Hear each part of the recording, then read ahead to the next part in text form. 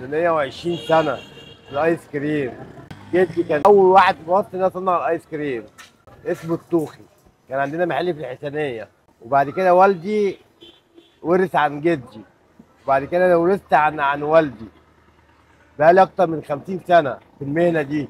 فاكهة طبيعية، كل حاجة عندنا طبيعية، حليب طبيعي.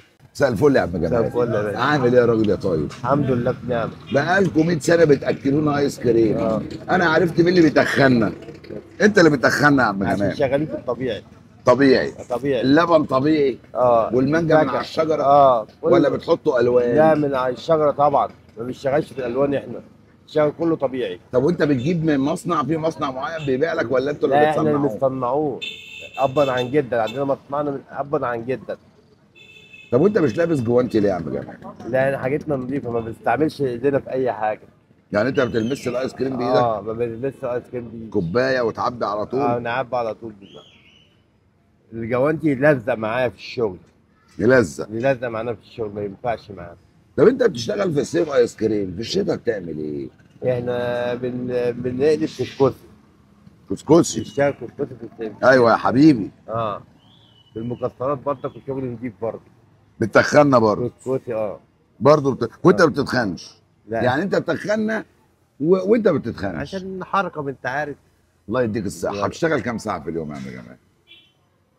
حوالي 15 ساعه. 15 ساعه في 15 اليوم. ساعه، بنقوم الساعه 7 وبروح على حد الساعه 2 بالليل. بكون مروح. طب يا عم جمال قول لي دلوقتي، ايه اللي نفسك فيه؟ يعني ايه اللي بتحلم بيه؟ استاذ الحمد لله. مش عايز حاجه تاني؟ لا، استاذ الحمد لله. ومرضي؟ وسطر عيال الحمد لله. عندك عيال كبار؟ اه، عندي عروستين كبار، وعندي علمتهم يا عم الحمد جمال؟ لله كلهم متعلمين الحمد لله. انا خلفت 7 عيال كلهم متعلمين الحمد الله لله. اكبر الله كلهم اكبر. متعلمين الحمد لله. جمال اللي عنوانك فين عشان الناس تجي لك؟ احنا هنا دلوقتي في الجماليه. انا شغلي كله في الجماليه. جماليه. شارع الجماليه. شارع الجماليه. اه. اللي هو على ناصيه شارع باب النصر. اه، من بوابه باب من عند باب النصر. النصر. شارع الجماليه. كوبايه بكام؟ اقل كوبايه عندك بكام؟ ب 10. والبسكوت؟ في ب5 وفي ب10.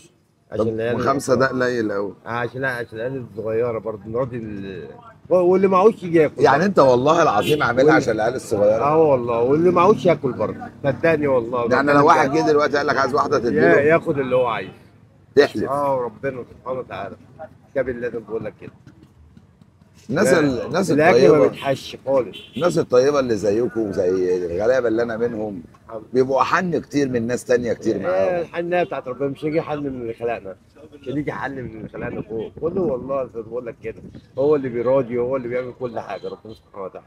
الله يرضيك يا عم جمال. الراجل ده جامد قوي وحنين قوي وجدع قوي وكريم قوي وربنا يرزقه. انت بتعمل حاجه عظيمه. حبيبي. ربنا يرزقك يا عم حبيبي جمال. يا رب. يا ربنا يا يخليك. رب. يا رب.